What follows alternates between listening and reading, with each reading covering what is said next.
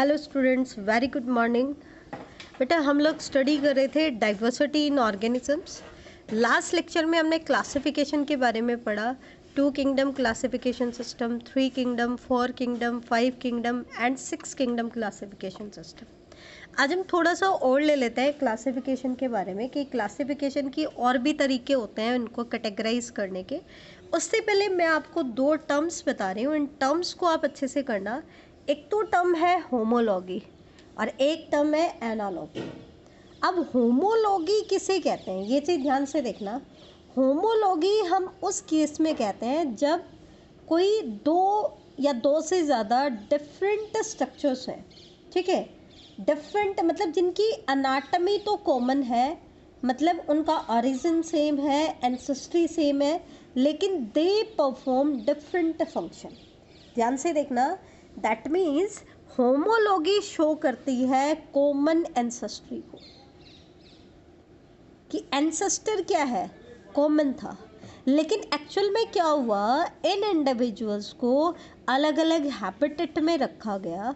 तो अलग अलग हैबिटेट में जाने की वजह से ये हैबिटेट के अकॉर्डिंग मॉडिफाई हो गए, मतलब डिफरेंट फंक्शंस करना इन्होंने शुरू कर दिया।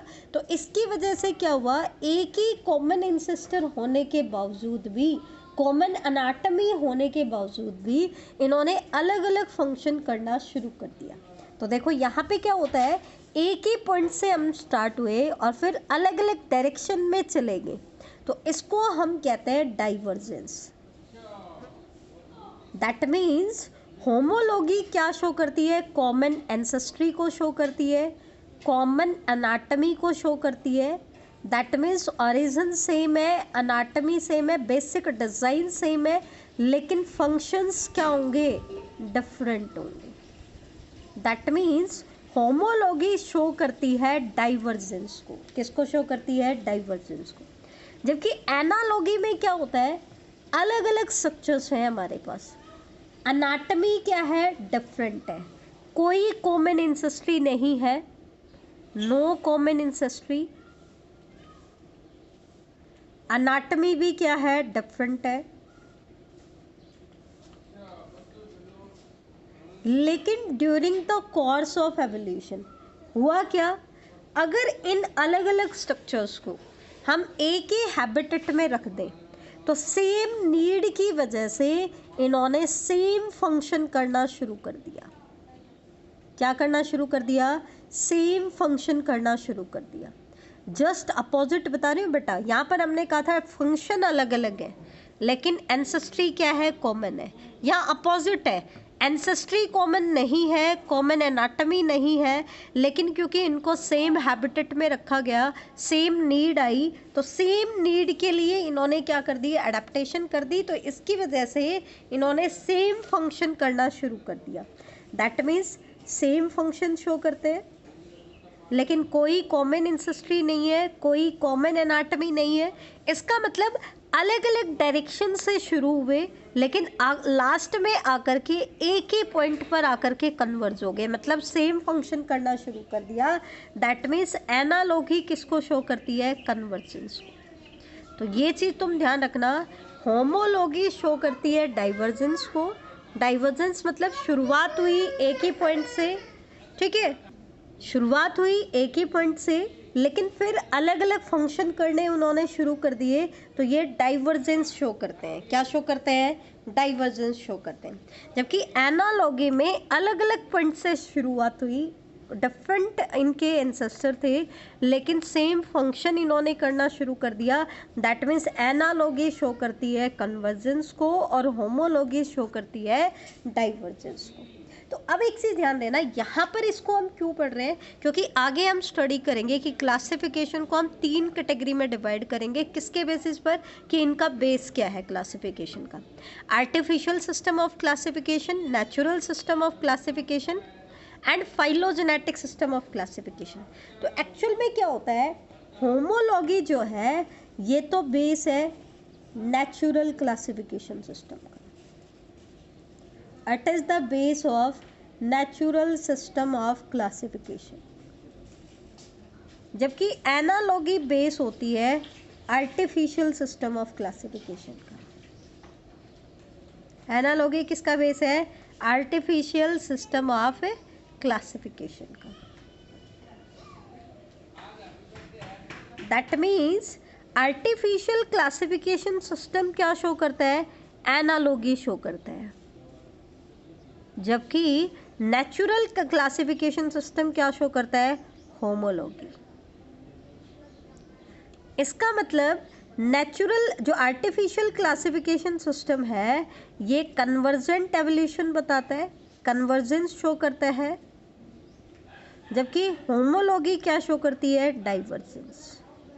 तो ये एक मेन पॉइंट है, वो चीज़ ध्यान रखना। इसके अलावा इनमें क्या क्या डिफरेंसेस हैं वो मैं आपको बता देती हूँ।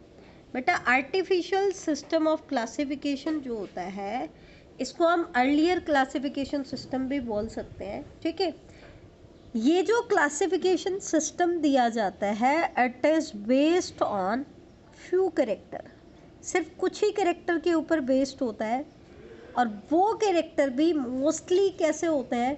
मॉर्फोलॉजिकल कैरेक्टर होते हैं, और मॉर्फोलॉजिकल में भी सुपरफिशियल मॉर्फोलॉजिकल कैरेक्टर, मतलब मॉर्फोलॉजिकल कैरेक्टर भी हम ज़्यादा डिटेल में नहीं जा रहे हैं, सिर्फ सुपरफिशियल जो इजीली ऑब्जर्व हो जाते हैं सिर्फ उन्हीं मॉर्फोलॉजिकल कैरेक्टर्स को इंक्लूड कर रहे हैं। दैट मीन्स ये सुपरफिशियल मॉर्फोलॉजिकल कैरेक्टर के ऊपर बेस्ड होता है, और उन कैरेक्टर्स में से भी ज़्यादातर जो कैरेक्टर होते हैं वो वेजिटेटिव कैरेक्टर्स होते हैं। हालांकि कुछ कैरेक्टर सुपरफिशियल मॉर्फोलॉजिकल कैरेक्टर में आपके रिप्रोडक्टिव कैरेक्टर भी आते हैं, लेकिन इस क्लासिफिकेशन सिस्टम का मेन पॉइंट क्या था? इसने वेजिटेटिव कैरेक्टर और रिप्रोडक्टिव कैरेक्टर को इक्वल वेटेज दी थी, और यही इसकी आगे जाकर के सबसे बड़ी ड्रॉबैक बनी, क्योंकि इसने जितनी वेटेज वेजिटेटिव कैरेक्टर को दी है उतनी ही रिप्रोडक्टिव कैरेक्टर को दी है, जबकि वेजिटेटिव जो कैरेक्टर्स होते हैं they are easily influenced by the environment. अब क्योंकि इजीली इन्फ्लुएंस हो जाते हैं तो इन्वायरमेंट का उनके ऊपर इफेक्ट आ रहा है, तो वो एक एग्जैक्ट आइडिया हमें नहीं देते हैं क्लासिफिकेशन का, तो हमें उनको इतनी ज़्यादा वेटेज नहीं देनी चाहिए थी, लेकिन इसने वेजिटेटिव कैरेक्टर को उतनी ही वेटेज दी जितने की रिप्रोडक्टिव कैरेक्टर को दी, ठीक है। तो ये चीज़ ध्यान रखना। इसको हम आर्टिफिशियल सिस्टम ऑफ क्लासिफिकेशन क्यों कह रहे हैं? क्योंकि इसने इंडिविजुअल्स में नेचुरल एफिनिटी को स्टडी नहीं किया, जबकि नेचुरल क्लासिफिकेशन सिस्टम किसको कंसीडर करता है? Natural affinity among the organisms. यहाँ पर हम फ्यू कैरेक्टर्स के ऊपर बेस्ड होते हैं, जबकि नेचुरल क्लासिफिकेशन सिस्टम में कई सारे कैरेक्टर्स को लेकर के स्टडी की जाती है, और वो कैरेक्टर सिर्फ मॉर्फोलॉजिकल ही नहीं होते हैं, मॉर्फोलॉजिकल कैरेक्टर्स के अलावा हमने साइंस की अदर ब्रांचेस से भी कैरेक्टर्स को स्टडी किया है, जैसे कि हमने अल्ट्रा स्ट्रक्चर को भी इंक्लूड किया है। साइटोलॉजिकल इंफॉर्मेशन हम ले रहे हैं, अल्ट्रा स्ट्रक्चर इलेक्ट्रॉन माइक्रोस्कोप से जो हम स्टडी करते हैं उन फीचर्स को भी हमने इंक्लूड किया है। अनाटमी इंटरनल जो टिश्यूज वाली स्टडी है उसको भी हमने इंक्लूड किया है। एम्ब्रियोलॉजी उनकी एम्ब्रियोनिक डेवलपमेंट से जो हमें इंफॉर्मेशन मिली है उन कैरेक्टर्स को भी हमने इंक्लूड किया है, और इवन फाइटोकेमिस्ट्री से भी हमने कैरेक्टर्स को इंक्लूड किया है, ठीक है। उनके बायोकेमिकल्स के बारे में भी हमने यूज़ किया है। एक चीज़ और ध्यान रखना, नेचुरल सिस्टम ऑफ क्लासिफिकेशन में ज़्यादा वेटेज दी गई है रिप्रोडक्टिव कैरेक्टर को, ठीक है। इसमें होमोलॉगी को स्टडी किया जाता है, जबकि आर्टिफिशियल सिस्टम में एनालॉगी को स्टडी किया जाता है, ठीक है। ये नेचुरल एफिनिटी अमंग इंडिविजुअल्स को कंसीडर करता है, जबकि ये नेचुरल एफिनिटी अमंग ऑर्गेनिजम्स को स्टडी नहीं करता है, ठीक है। यहाँ पर हम सिर्फ फ्यू इंडिविजुअल्स की स्टडी करते हैं, जबकि नेचुरल सिस्टम ऑफ क्लासिफिकेशन में actual study of each and every organism पे फोकस किया जाता है, और कंपैरेटिव स्टडी भी की जाती है। कैसे स्टडी की जाती है? कंपैरेटिव स्टडी भी की जाती है।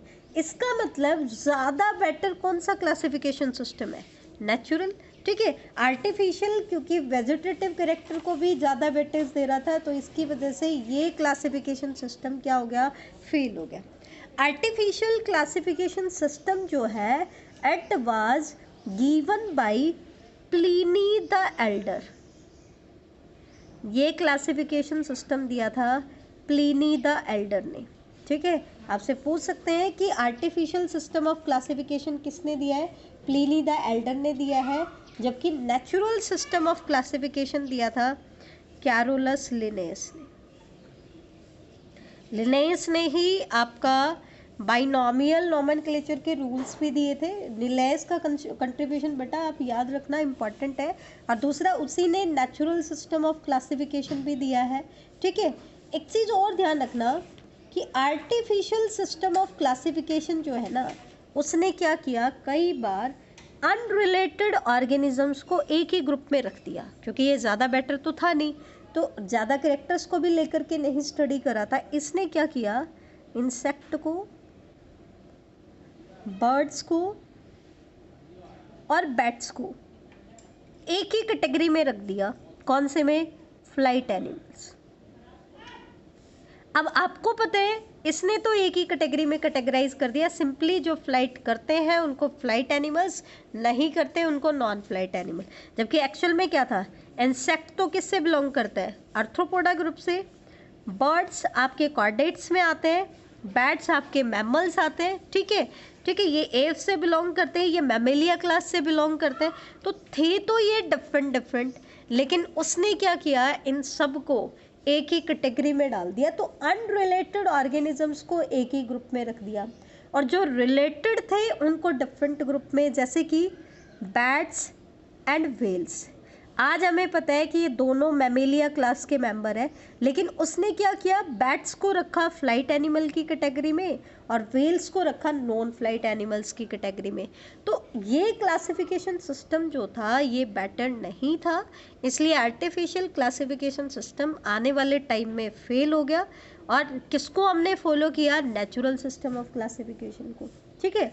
हालांकि बाद में एक और क्लासिफिकेशन सिस्टम आया, फाइलोजेनेटिक सिस्टम ऑफ क्लासिफिकेशन, ठीक है। फाइलोजेनेटिक सिस्टम ऑफ क्लासिफिकेशन जो है it was proposed by Engler and Prantl. Engler and Prantl किसने प्रपोज किया था, एंगलर एंड प्रांटल ने। बेटा फाइलोजेनी का मतलब क्या होता है, फाइलोजेनेटिक का मतलब है कि हम किसको इंक्लूड कर रहे हैं, एवोल्यूशनरी कैरेक्टर को, ठीक है। एवोल्यूशनरी कैरेक्टर मतलब ये क्या कहना चाह रहा है, एक ही टेक्सोन के जो मेंबर है ना, एक ही टेक्सोन में हमने उन मेंबर्स को रखा है जिनकी एंसेस्ट्री क्या हो, कॉमन हो। और फाइलोजेनेटिक सिस्टम ऑफ क्लासिफिकेशन के लिए जो एंसेस्ट्रल कैरेक्टर हमें पता चले, एवोल्यूशनरी कैरेक्टर हमें पता चले, वो किससे पता चले, फॉसिल रिकॉर्ड से। लेकिन क्योंकि फॉसिल रिकॉर्ड हमारे पास सभी ऑर्गेनिजम्स के अवेलेबल नहीं है, ठीक है, और क्योंकि फॉसिल तो हमें सिर्फ हार्ड पार्ट के इम्प्रेशंस देते हैं, तो ये यहाँ से हमें कंप्लीट इन्फॉर्मेशन नहीं मिलती है, इसलिए फाइलोजेनेटिक सिस्टम ऑफ क्लासिफिकेशन ज़्यादा सक्सेसफुल नहीं रहा। लेकिन फिर हमने क्या किया बेटा, नेचुरल सिस्टम ऑफ क्लासिफिकेशन को ही और ज़्यादा बेटर बनाने के लिए इसी में हमने इवोल्यूशनरी कैरेक्टर्स को भी इंक्लूड कर लिया, जबकि आर्टिफिशियल सिस्टम ऑफ क्लासिफिकेशन में एवोल्यूशनरी कैरेक्टर्स को स्टडी नहीं किया जाता था। तो ये चीज़ आप ध्यान रखना। अब थोड़ा सा मैं आपको और बता देती हूँ, आर्टिफिशियल सिस्टम ऑफ क्लासिफिकेशन के बारे में पूछ सकते हैं। इसके अलग अलग टाइप के आर्टिफिशियल क्लासिफिकेशन सिस्टम मैं आपको बता रही हूँ। सबसे पहले हम बात करेंगे अरिस्टोटल की। अरिस्टोटल वो साइंटिस्ट था जिसने सबसे पहले बहुत साउंड और साइंटिफिक क्लासिफिकेशन दिया था, मतलब सबसे पहली बार मोर साइंटिफिक एस्टिमेशन ऑफ जो ऑर्गेनिज्म के क्लासिफिकेशन का दिया था, वो किसने दिया था, अरिस्टोटल ने। अरिस्टोटल ने कई सारे क्लासिफिकेशन दिए, इनमें सबसे पहले आता है एनिमल्स को उसने दो कैटेगरी में डिवाइड किया, इनेमा एंड एनेमा। अब इसका मतलब क्या होता है, इनेमा का मतलब होता है एनिमल्स विद आरबीसी, ऐसे एनिमल्स जिसमें रेड ब्लड सेल्स थी। दैट मीन्स हम ये भी कह सकते हैं कि इन एनिमल्स का ब्लड कैसा था, रेड ब्लड था। तो उनको एक कैटेगरी में डाल दिया जिनको हम क्या कहते हैं, वर्टिब्रेट्स भी कहते हैं, ठीक है। जबकि एनेमा, ए मतलब विदाउट, नेमा मतलब आरबीसी, दैट मीन्स ये जो एनिमल्स थे ये वो थे जिनके अंदर आरबीसी नहीं थी। That means animals without RBC वो क्या कहलाए, एनेमा के अंदर इनको इंक्लूड किया। दैट मीन्स इनवर्टिब्रेट्स जो होते हैं, हालांकि उसने इन्वर्टिब्रेट वर्ड यूज़ नहीं किया, लेकिन उन्होंने क्या कहा, दो कैटेगरी होंगी एनिमल्स की, enaima and anaima. Enaima means animals with RBC, anaima means animals without RBC. That means they have red blood and they are without red blood, ठीक है। दूसरा, उसने एनिमल्स को कैटेगराइज किया on the basis of their habitat. किसके base पर categorise किया, habitat के बेस पर। हैबिटेट के बेस पर उसने क्या कहा कि तीन कैटेगरी है, एक तो है एक्वाटिक एनिमल्स, दूसरे हैं terrestrial animals,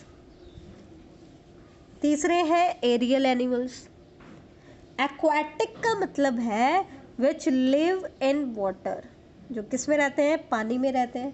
terrestrial means live on land, और एरियल मीन्स एयर के कांटेक्ट में रहेंगे। इसी तरीके से उसने प्लांट्स को क्लासिफाई किया, किसमें, प्लांट्स की तीन कैटेगरी उसने बताई, herb, shrub and trees.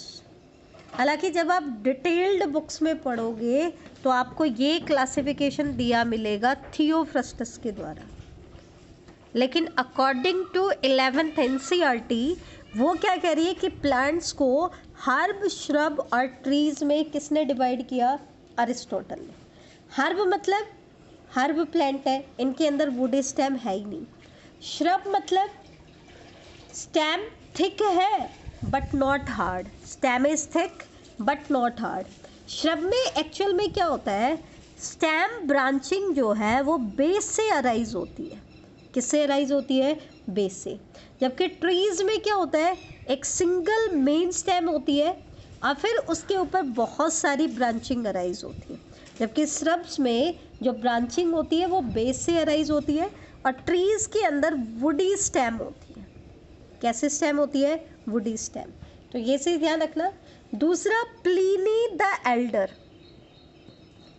Pliny the Elder ने क्या किया बेटा, एनिमल्स को दो कैटेगरी में डिवाइड किया, flight animals and non flight animals. Flight animals मतलब जो फ्लाई कर सकते हैं, जैसे कि उसने इंक्लूड किया बैट्स को, बर्ड्स को और इंसेक्ट को। और नॉन फ्लाइट में जो फ्लाइट नहीं कर सकते उन सबको, बाकी को किस में इंक्लूड किया, नॉन फ्लाइट, ठीक है। इसी तरीके से लिन्नेस ने प्लांट्स को 24 क्लासेस में डिवाइड किया। तो लिन्नेस ने जो 24 क्लासेस में डिवाइड किया था प्लांट्स को, वो तो कैसा सिस्टम है, आर्टिफिशियल क्लासिफिकेशन सिस्टम। लेकिन आगे हमने पढ़ा कि लिन्नेस ने नेचुरल सिस्टम ऑफ क्लासिफिकेशन दिया है, और नेचुरल सिस्टम में लिन्नेस के अकॉर्डिंग एक चीज़ ध्यान रखना, बहुत सुटेबल सिस्टम ऑफ क्लासिफिकेशन है। और जो बेंथम एंड हुकर ने जो एंजियोस्पर्मिक प्लांट को कैटेगराइज किया है, तो दैट मीन्स वो क्या है, नेचुरल सिस्टम ऑफ क्लासिफिकेशन। ध्यान रखना, बेंथम एंड हुकर ने, George Bentham and Joseph Dalton Hooker, इसने जो फ्लावरिंग प्लांट्स का क्लासिफिकेशन दिया है वो कैसा क्लासिफिकेशन है, नेचुरल सिस्टम ऑफ क्लासिफिकेशन। ये चीज़ आप ध्यान रख लेना, ये इम्पोर्टेंट है। तो ये था बेटा आपका क्लासिफिकेशन के बारे में, तो इसको अच्छे से आप स्टडी करना इम्पॉर्टेंट है। थोड़ा सा डिटेल हो गया है, लेकिन आप ध्यान से सुनोगे तो आपको बहुत अच्छे से क्लियर हो जाएगा। एक बार मैं रिवाइंड करा देती हूँ। हमने 3 सिस्टम ऑफ क्लासिफिकेशन पढ़े हैं, artificial, natural and phylogenetic. Artificial natural affinity को स्टडी नहीं करता है, ये हमने मेन पॉइंट में पढ़ा। दूसरा हमने पढ़ा कि आर्टिफिशियल एनालॉगी शो करता है, नेचुरल होमोलॉगी शो करता है, और ये अब तक का मोस्ट सुटेबल क्लासिफिकेशन सिस्टम है। फाइलोजेनेटिक्स जो सिस्टम ऑफ क्लासिफिकेशन है वो एवोल्यूशनरी कैरेक्टर के ऊपर बेस्ड होता है। तो ये इसके मेन पॉइंट्स थे, आई थिंक आपको क्लियर हो गया होगा। Thank you.